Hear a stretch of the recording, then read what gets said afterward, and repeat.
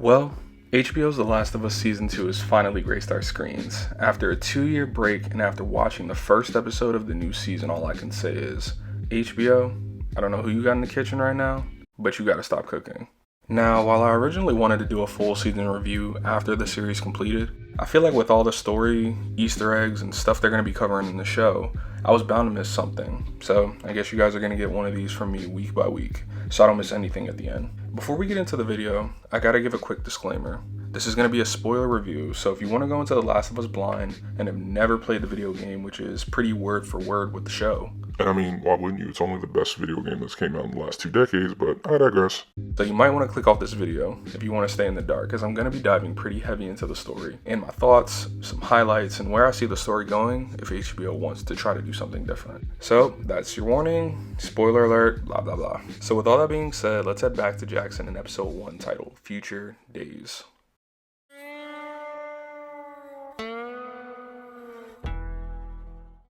So we pick up 5 years later in Jackson, Wyoming. Joel and Ellie are trying to play house in a post-apocalyptic utopia. But, lo and behold, Ellie's now a moody and rebellious teenager. And Joel's doing his best of making what he can of a life with his brother in Jackson by helping out with running the town. Now the show hits us pretty fast that Ellie and Joel are not on speaking terms anymore. This is heavily alluded to the ending of the first season. In the game, you know that Ellie eventually found out the truth that Joel ended up rescuing her from the Fireflies because of the operation that would have resulted in Ellie's death. Now Ellie has a huge issue with that because the way she sees it, her immunity to the cordyceps could have led to a solution that could have saved humanity. And with Joel's decision to take her away, she feels as though she didn't get a choice in the matter, no matter what the outcome was. And this is a highly debated topic on whether Joel was right or wrong in his decision to save Ellie, and one of the underlying tones of the first season that's still actually being argued to this day. Pedro Pascal and Bella Ramsey continue to deliver that father-daughter chemistry on screen, with Joel being portrayed as more physically and emotionally vulnerable compared to the games, which brings a better sense of realism to the character. I mean, the dude even went and got himself a therapist, like, you can tell he's hurting. While Bella Ramsey brings that rebellious teen energy to Ellie's character by being obnoxious and annoying at every chance that she gets. Isabella Merced as Dina is Ellie's best friend and potential love interest. They might got a little something going on. This character was shown in the first season where, you know, Ellie kind of blacked on her the first time that they met. What? What's wrong with you? What about her manners? She was just curious. Now, I will say that these two characters' chemistries are actually kind of adorable, and it really seems like these two people are friends in real life. And I don't know if that's Bella or Isabella's personality, but it translates really well into the show with every scene that they're in.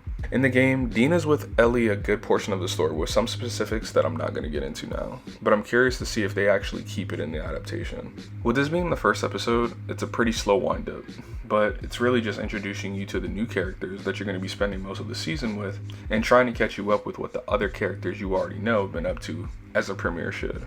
You see them working in towns, you see that the civilization is thriving in Jackson, you see that people are going on patrols to get supplies, pretty cut and dry, and still pretty similar to the game. But one of the biggest differences that HBO decided to make was the introduction of one of the most controversial figures in Last of Us media, Abby.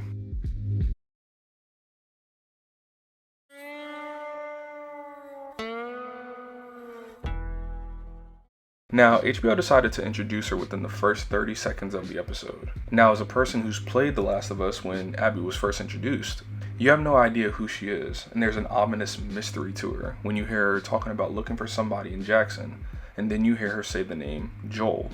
And as a player, you're sitting there wondering, what could this girl have to do with Joel? In this show, however, Abby's goals are shown immediately with her standing in front of a gravestone and talking about how she wants revenge. Now, I don't know if this decision was made to walk first-time viewers into the story and tell them who she is, but it immediately gets rid of the mystery about her character, but on the flip side actually adds a looming threat to Joel as a character. And if you never played the games, you'll probably be wondering what the future holds for them too.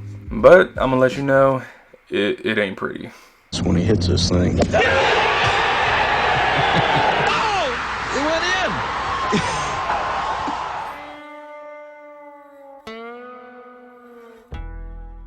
One of the main complaints from season 1 the fans had for the show was the lack of infected throughout the series. In the games, you have sections of pure combat against different types of cordyceps infected people, stemming from your typical runners to stalkers and even bloaters. But for reasons unknown, not a lot of it was in the show, and many people voiced their opinion about the lack of screen time from infected, when every scene they were in was the highlight of the episode. In this episode, the threat of the cordyceps virus is still prominent, with them doing daily patrols to clear roundups of infected even during the winter months. So it's nice they still talk about them. Ellie and Dina even have a run-in with a clicker, as well as a stalker while on their patrol, which, I'm not gonna lie, was the highlight of the episode. The way you can see the fungus coming out of the girl's nose from the bear attack genuinely made my skin crawl. Like, it was disgusting. And it even shows that even though Ellie longs for that responsibility and to be looked at as an adult, she's still not ready for the horrors of the world when she ends up getting bit by a stalker when she goes into the store with Dina. It is kind of odd to me that the stalker is introduced as some sort of new breed or evolution, and they even say that the infected are getting smarter. In the video game, the stalker is described as the second stage of infection, and it isn't until many years later the stalker eventually turns into a clicker, which they ran into in the first season.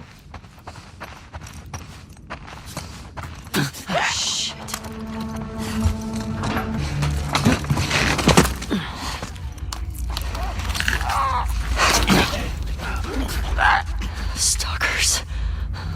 Fuck. Still, I'm hoping with this season that the infected take the forefront and actually keep that threat prominent in the series.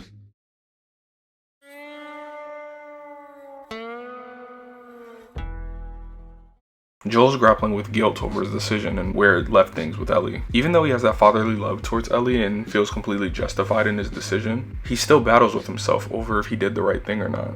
His confession to Gail about saving Ellie instead of the world, not gonna lie, it was pretty heart-wrenching. Pedro Pascal delivers a performance that's both stoic and vulnerable that you would never have expected from his character in the first season, and it just shows how the character has evolved over the years. His therapist also alluded to the character of Eugene, who was her husband, and how his death had something to do with Joel, although we don't know the specifics behind it. She states that she hates him, but that his death couldn't be helped, and I'm hoping that we get more elaboration on that in the show. Eugene is a character that's not a standout character in the video game, but his presence is definitely felt through different sections, from pictures, voice lines from the characters, and even some collectibles that you get throughout the game. So I'm hoping we get some information about him. A cool little Easter egg that they brought back from the game was the Employee of the Month photo about the dog. One new thing, however, that the show introduced was the threat of cordyceps fungus getting within the pipes of Jackson's water supply. Now, this wasn't in the game at all, but it presents a new threat that's exclusive to the show. And with them already changing the show, not having the spores that's in the video game at random parts, I'm curious to see how they're going to integrate the tendrils into the town. The dance scene with Ellie and Dina is a standout moment in the show that I will give them credit for, that they replicated beautifully, and even added the song Ecstasy in the background like the game. It really added that nice touch that the show needed. They also added Seth's scene with Ellie and Dina, which I was expecting, but the moment that I was really looking forward to was, I don't need your fucking help. You're right, kiddo. What is wrong with you? He had no right. And you do? I don't need your fucking help, Joel. now, I don't know about you, but the way that Bella Ramsey delivered that line, I don't know, man. Not really buying it. That scene in the game is special to a lot of people and stands out just because we as viewers know that that was the last real interaction that Ellie had before Joel, you know. And I don't want to sound like a Bella Ramsey hater, which is pretty common nowadays. And I'm actually a fan of some of her work that she's in. But if there was ever a moment of cringe in the season, this one is most likely going to take the cake. So overall, Future Days sets the tone for a season filled with moral dilemmas, emotional turmoil, and of course the occasional mushroom-headed monster. So hopefully we're getting all the slow stuff out of the way now, with introductions and potential plot lines, and it just jumps into hyperdrive from here, because if it stays true to the video game, HBO, you got your work cut out for you. And for my gamers out there, how's it holding up as a story that you already played through? So as a rating for a premiere, I'm gonna have to give this one a solid 6 out of 10. But what'd you guys think? Tap in down in the comments below and let me know your thoughts on the first episode. Make sure to like the video and subscribe to the channel for all upcoming content for dope shows that I'm gonna be covering. Thanks for watching, and I'll see you next time, guys. Peace. My side girl got a 5S with a screen quick. Still hit me back right away. Better not never. Said don't call.